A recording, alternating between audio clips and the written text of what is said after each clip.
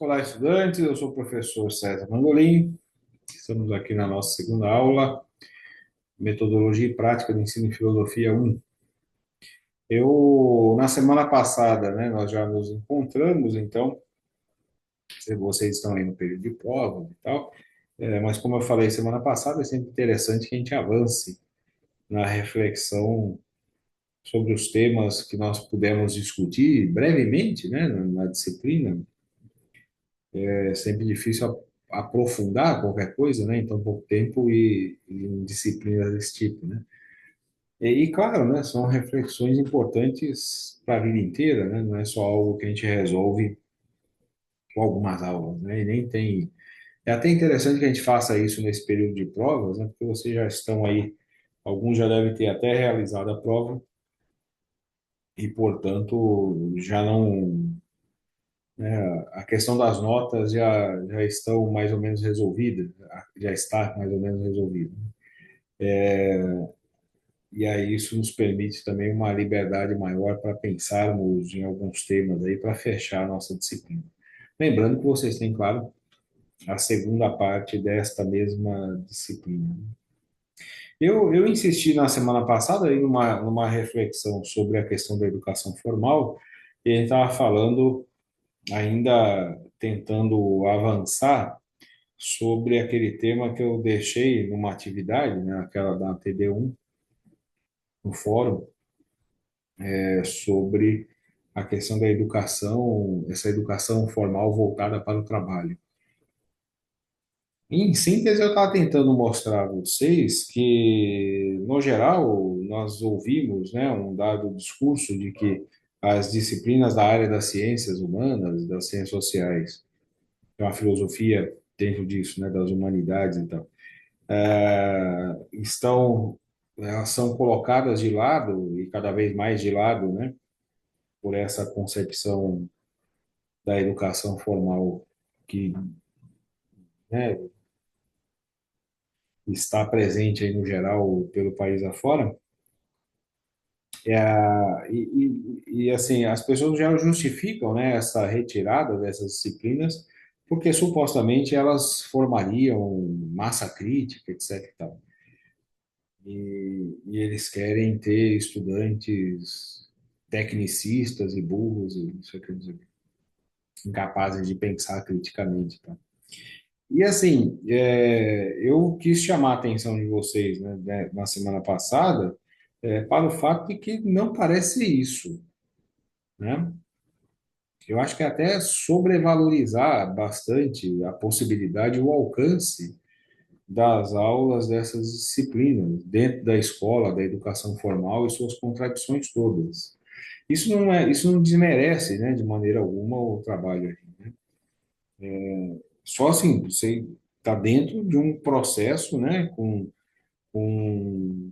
forças distintas ali, né, atuando, e há limites para isso, né?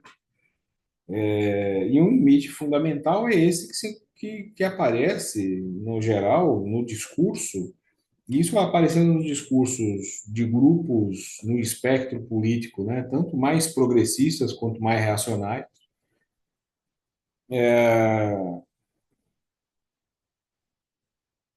de que a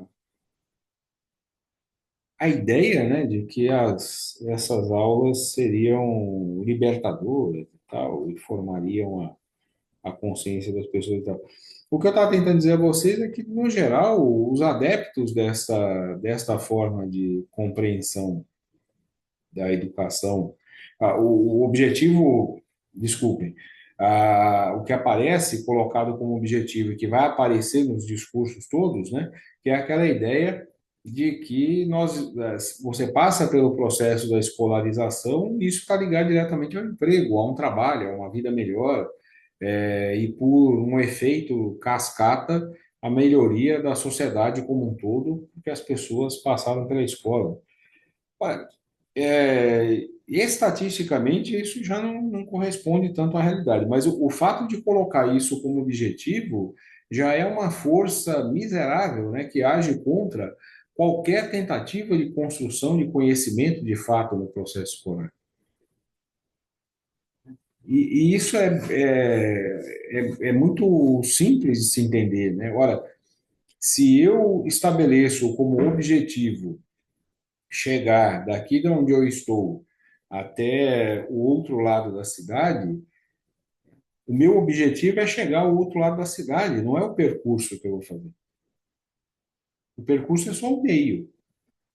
E esse meio eu vou tentar resolver de que maneira? Eu vou tentar encontrar o caminho mais rápido, mais fácil, né? Assim, né? O que me faça sofrer menos possível para chegar até o outro lado da cidade. Porque o objetivo é aquele. Portanto, quando eu estabeleço no processo escolar, que é um negócio de longa duração, a gente está falando de muitos anos da vida de uma pessoa, eu estabeleço que o objetivo desse processo todo é você terminar isso aqui, conseguir um emprego, etc. E é importante que faça, porque quem não faz tem mais dificuldade ainda para conseguir um emprego, ainda que precário, né? Vai até a faculdade para conseguir um emprego, ainda que precário, como ocorre com o processo da sobrequalificação, como eu falei. Mas a grande questão é que, ao estabelecer isso, nós tendemos, né, falar, mas eu conheço alguém, tá bom, nós estamos falando de exceções, estamos falando de como regra, né? Como regra, o que ocorre é que nós vamos agir exatamente dessa maneira. Olha, se meu objetivo é chegar ali ao fim, eu vou tentar percorrer isso aqui da maneira menos indolor possível. Se a gente quiser brincar com isso um pouco, brincar com coisa séria, né, é isso que faz com que os estudantes não peçam mais aulas, né, mas eles gostam de sair mais cedo. É isso que faz os estudantes não reclamarem de ter pouco texto para ler, eles iriam pedir mais texto, né? Iam querer estudar muito mais, né? Ter mais acesso, mais informação, mais indicações e tal. E o que a gente vê como regra é o contrário, né? O que a gente vê como regra é tentar colar na prova, é tentar fazer o trabalho copiado e enganar o professor porque copiou o trabalho. Né? É fazer uma formulação na inteligência artificial para colocar num fórum, por exemplo, né? A gente faz, né? E a gente encontra isso por ali, né? Nas atividades, mesmo no ensino superior. É o que vai, porque eu não tenho tempo, porque eu não sei o quê. Não, a grande questão não é essa. A grande questão é que o objetivo que está colocado não é o da construção do conhecimento. Ele está colocado na educação formal a necessidade de sobrevivência, né? De emprego, a promessa, talvez, de melhoria das condições de vida e assim vai. Isso vai gerar esse tipo de disposição. E isso não é nem bom e nem ruim, isso é só uma análise objetiva, né, desses processos todos. Portanto, a escola ela acaba funcionando da maneira como ela funciona como uma máquina muito bem montada e que gera os efeitos necessários para isso. A gente pode avançar para temas da sociologia da educação e autores que estudaram isso com bastante carinho e por uma vida inteira para entender o papel reprodutor da educação formal, né, em qualquer formação social. Não mistificar a escola e não mistificar o papel docente é um ponto de partida fundamental para que a gente possa fazer algo de interessante nesse meio.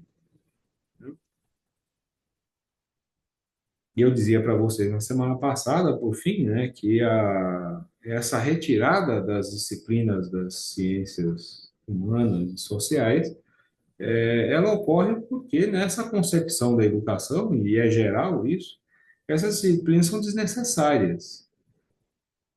Elas não dão formação técnica, né? Elas não ajudam a arrumar emprego, você perde tempo, né? Estão perdendo tempo, né? Quer dizer, ali fazer outras coisas, né? São coisas complicadas, né? São difíceis de se estudar e de se entender. Isso não vai me servir para nada depois, né? Mesmo quando, né, se pensa na apreensão desses conhecimentos. É essa a pegada maior. E de novo, né, para encerrar esta parte e tentar mostrar um lado propositivo e esperançoso disso tudo. O, é de uma ingenuidade de um lado, né, e de uma arrogância extrema de outro, né? Qualquer um de nós acreditar que nossas aulas serão transformadoras, né? Aí alguém diz, mas sempre tem uma ou outra pessoa que vai passar a pensar, tá bom, mas de novo, né? Como regra, né? Como o conjunto desse processo nos permite trabalhar. E isso que eu estou falando agora não é nenhuma aberração e nem vozes apitando na minha cabeça. É claro que eu estudo esses temas com algum carinho já há 2 décadas, quase. Fiz um mestrado na educação, né, estudando essas coisas também. Mas nós temos um acúmulo bastante grande na sociologia da educação, na filosofia da educação, em algo que no Brasil aparece muito pouco, né? Mas em outros países há uma disciplina chamada economia da educação, na história da educação. Então isso aparece bastante, né?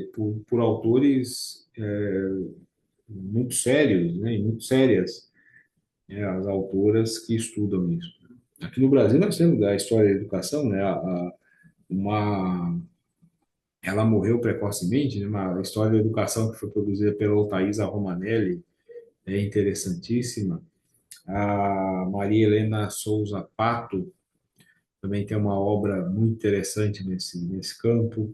O Gaudêncio Frigoto, o Moacir Gadotti, o Beneval Saviani, fora do Brasil, Pierre Bourdieu, os franceses ali, né? O Bourdieu, o Baudelot e o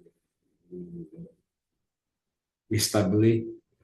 Teve um livro muito interessante chamado Escola Capitalista na França, que é interessantíssimo. As formulações de um filósofo chamado Husserl, que o pessoal da educação estuda bastante, um italiano chamado Antonio Gramsci, que ajuda a pensar um tanto disso. Enfim, nós temos bastante gente tentou pensar nisso objetivamente, né? Quer dizer, tentar entender o que isso é mesmo, né? Sem mistificar e sem florear essa coisa da educação, né? Que é altamente mistificada. Então, acessar essas obras ajuda a gente a pensar nisso com o carinho devido. Aí alguém pode dizer, porque quando a gente trata esses termos, as pessoas costumam reagir assim: então quer dizer que a educação não serve para nada, então o papel do professor, não sei o quê. Tá, não estou dizendo isso, né?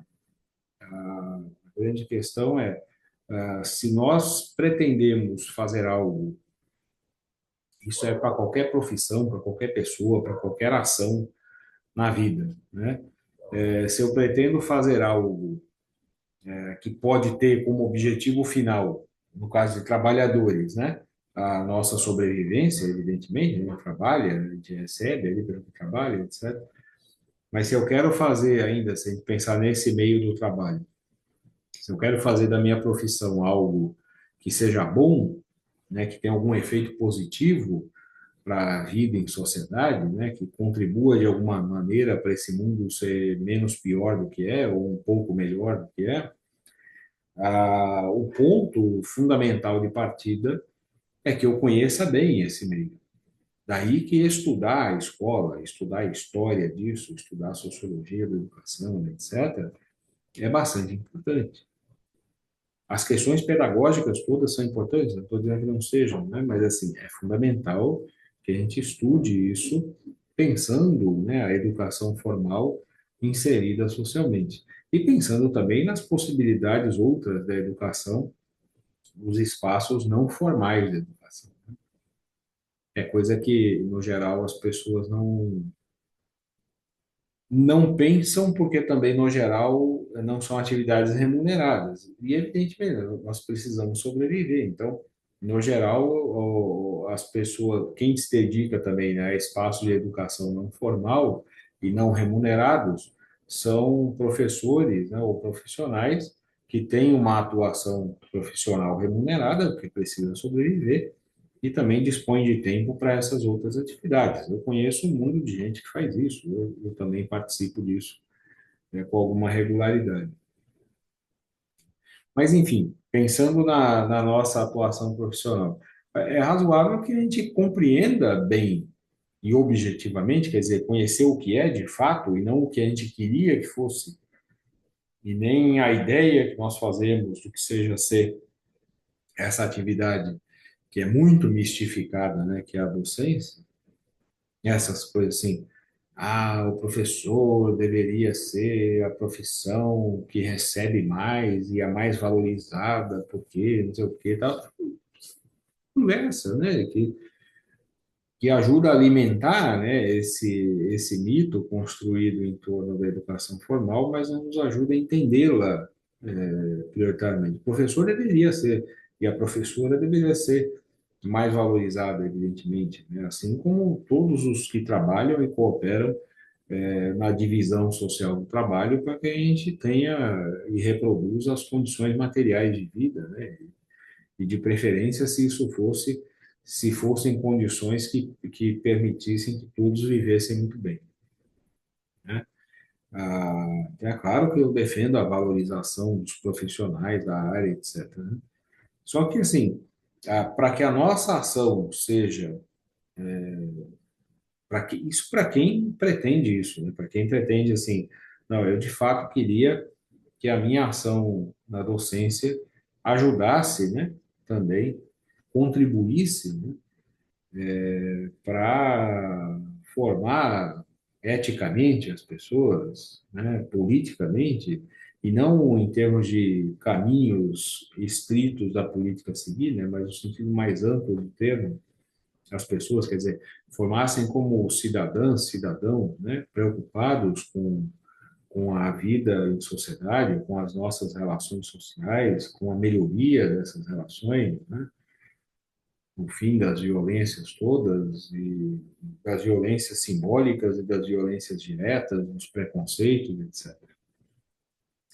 Ora, para que a gente possa contribuir nesse sentido, né, para os que pretendem fazer isso, de novo, né, o ponto de partida é conhecer bem e objetivamente o que é a educação formal, o que é a escola, o que está em jogo aí, quais são as contradições disso, quais são os limites da nossa própria ação. Entender isso tudo é fundamental.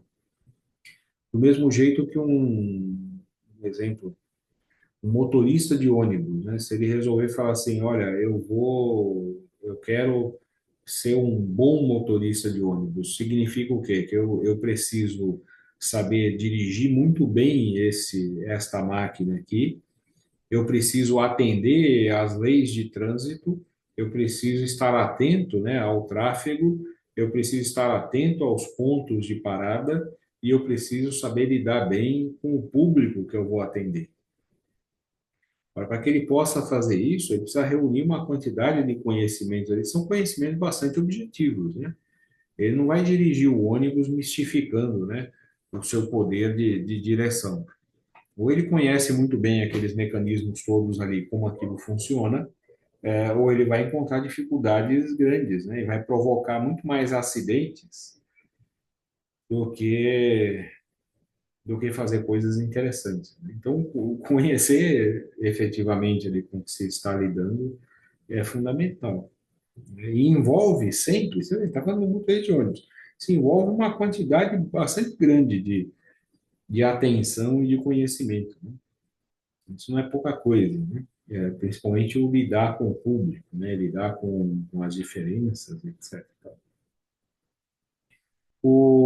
Mas dito isso, né? Isso como ponto de partida, embora pareça, quando a gente aborda assim, porque as pessoas, você é pessimista, não, não há pessimismo algum no que eu estou dizendo, né? Para vocês entendam bem isso.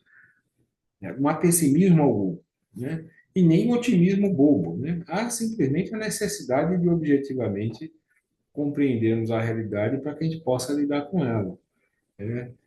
E a partir dessa compreensão, de fato, é possível, dentro dos limites, né, que nós temos, exercer um bom trabalho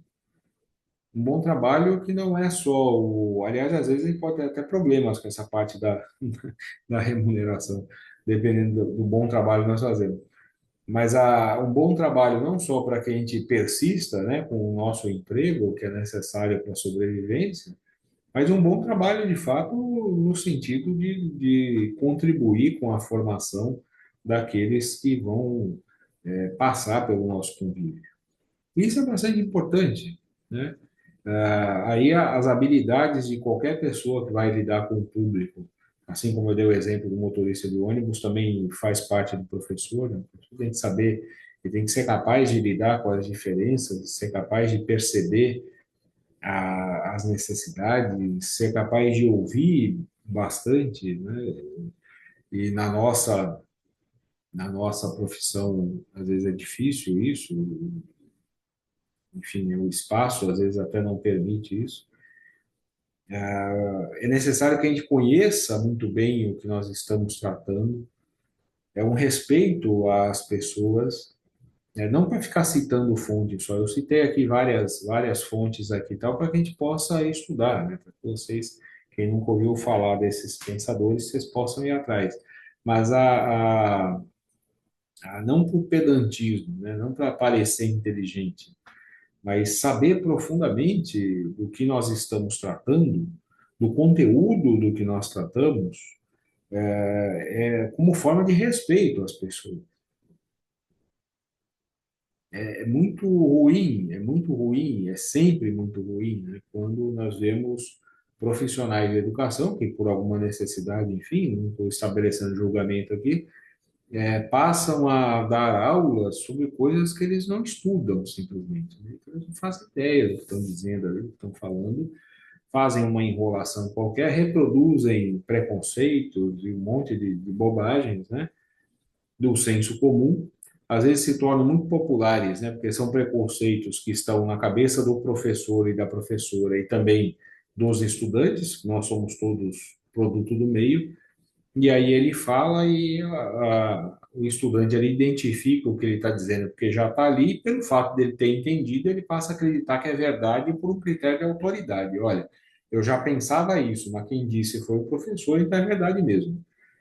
E vocês não fazem ideia da quantidade de loucuras, né, que nós reproduzimos. Nós, a nossa categoria, né, reproduzimos a partir da educação formal, operando dessa maneira. A gente tem que ter muito cuidado quando nós damos opiniões sobre coisas que nós não estudamos com profundidade. Deixar claro, é um compromisso ético nosso, né? Deixar claro isso, né? Que nós não estudamos isso, portanto, eu penso que talvez seja tal coisa, mas é bom ir atrás melhor. Ah, e quando a gente fala de conteúdo, fala, então você é um conteudista, de transmitir, transferir conteúdo. Não, né? Não. A questão não é depositar conteúdo na cabeça dos estudantes, mas é necessário para que a gente possa ensiná-los a estudar, para que a gente possa ajudá-los no processo de aprender a aprender, é necessário que a gente saiba, né? Tem essa, né? Vamos aí, né? Todo mundo soube. É fundamental que o professor seja capaz de dar as respostas necessárias ali, quando há respostas, né? Para os temas, para as dúvidas, que ele saiba encaminhar, né? As pesquisas e os interesses ali de acordo com as disposições de cada estudante, etc. E é possível que a gente consiga, né, relacionar os temas da filosofia, e isso é o mais importante para nós aqui, né? E eu encerro assim. É possível a gente relacionar os temas da filosofia, da sociologia, da história, né, à vida real, concreta, objetiva, não com a ideia de tornar isso aplicável, né, nessa visão tecnicista, mas tentar demonstrar que isso não é inútil. É importante que a gente, né, e a partir de exemplos da história, da filosofia e das ciências sociais, que a gente consiga demonstrar a esses estudantes que há conhecimento humano acumulado nessas áreas que nos ajudam a superar os limites do senso comum, os limites dos preconceitos e pensar as coisas para além das aparências. Se a aparência, isso é uma frase que aparece, e ela aparece de maneiras distintas, mas com o mesmo sentido, num grande pensador alemão, um dos grandes pensadores da nossa espécie, assim como foi o Aristóteles e foram outros, que sofre uma porção de preconceitos, aí é preconceito principalmente por gente que não jamais leu coisa alguma que ele escreveu, né? Que é o Karl Marx. O Marx ele tem uma frase que aparece na obra principal dele, ali, o Capital, 3 vezes pelo menos, uma obra gigantesca, né? Mas a ideia é a seguinte, né? De que se a aparência das coisas nos dissesse o que elas são, a ciência seria desnecessária. Quer dizer, a primeira impressão das coisas, a maneira como as coisas aparecem para nós, elas não nos dizem o que as coisas são. É necessário que a gente vá para além das aparências, né? Para conseguir chegar à essência das coisas, dos processos, enfim, e das explicações das coisas todas, né? Isso é uma disposição filosófica e é uma disposição científica. Conseguir despertar isso nos estudantes, né, é um grande desafio mas é uma grande possibilidade da nossa área, né, e da nossa atuação como docente, né, e conseguir instalar nos estudantes a partir de exemplos diversos, né, da filosofia e das ciências sociais, instalar ali nos estudantes esse dispositivo que faz sempre dar um passo atrás diante de uma dada constatação, né? E não passa adiante, né? Então, sempre parar e dizer assim, ó, por que eu penso assim? Por que eu estou pensando assim? De onde vem, né, essa informação que eu tenho aqui na minha cabeça? E se eu não consigo identificar exatamente, né, de onde vem, ou se não vem de fontes lá muito confiáveis, isso me colocar em movimento para tentar buscar as informações necessárias para ir para além das aparências. Essa é uma grande tarefa, né? E seria bastante interessante que o nosso empenho estivesse voltado para esse sentido. O, no meu caso aqui, o meu empenho é tentar insistir com vocês que antes de reagir, né, a uma determinada coisa que não agrada às vezes aos ouvidos, né, que a gente dê um passo atrás e reflita, né, com o carinho devido sobre como nós concebemos o papel da educação, da escola, do que nós chamamos de conhecimento, né, etc. E a própria ação docente, né? De onde vêm essas nossas informações e convicções, né? E se elas correspondem à realidade mesmo, né? Então, um olho no livro, outro na realidade, né?